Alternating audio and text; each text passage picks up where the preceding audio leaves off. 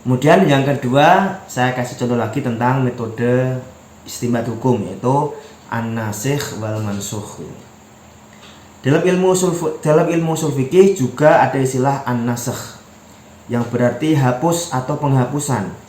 Seorang fakih harus tahu bahwa dalam teks-teks syariah ada teks yang sudah dimansuh atau dihapus hukumnya, dan ada teks yang menjadi nasikh atau penghapus.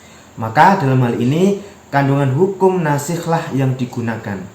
Contohnya dalam masalah Nabi yang pernah melarang menyimpan daging hewan udhiyah, daging kurban lebih dari 3 hari.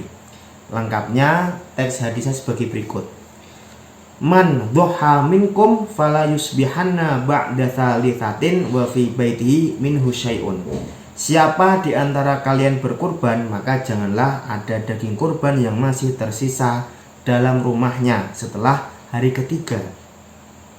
Orang yang tidak paham fikih akan langsung menyimpulkan bahwa haram menyimpan daging kurban lebih dari 3 hari. Tapi sayangnya itu keliru, gitu kan. Sampai saat ini tidak ada ulama yang mengharamkan itu, karena memang nyatanya kandungan hukum tersebut telah dinasakh, dihapus oleh dalil yang lain. Tetapi kalau kita lebih teliti, sebenarnya hadis tersebut masih ada terusannya, gitu kan. Dan tidak boleh dipahami sepotong-sepotong. Terusan hadis di atas atau hadis tersebut adalah falamma kanal am al-muqbil qalu ya Rasulullah naf'alu kama fa'alna amal madhi qala kulu wa at'imu wadakhiru fa inna dzalikal am kana bin nasi jahdun fa aradtu an tu'inu fiha. Ketika datang tahun berikutnya, para sahabat mengatakan, wahai Rasulullah, apakah kami harus melakukan sebagaimana tahun lalu? Maka beliau menjawab, adapun sekarang makanlah sebagian, sebagian lagi berikan kepada orang lain, dan sebagian lagi simpanlah.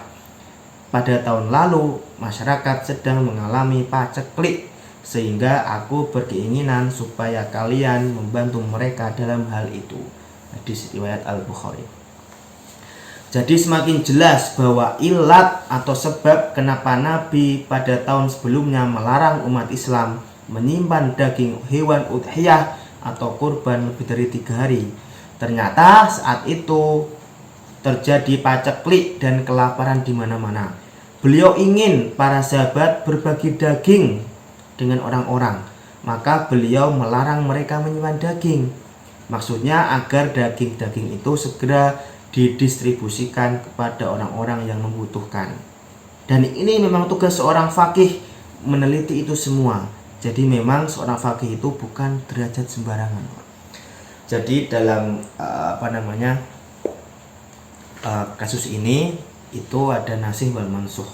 Dan artinya memang banyak sekali hadis, gitu kan. Kita ketika membaca hadis itu kan membaca terjemahan.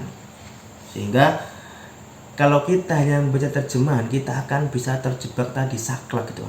Gak boleh haram menyimpan daging 3 hari. Padahal Nabi mengatakan itu, memerintahkan itu tidak hanya sekonyong-konyong, itu hanya ada penyebabnya, ada ilatnya. Kenapa? Karena waktu itu ada paceklik dan kelaparan di mana-mana. Sehingga Nabi memerintahkan supaya daging itu segera didistribusikan. Lebih dari 3 hari tidak boleh, karena orang itu membutuhkan makan, gitu ya. Sehingga inilah tugas para ulama, para fakih yang bisa mendeteksi, meneliti kandungan hukum ini seperti apa.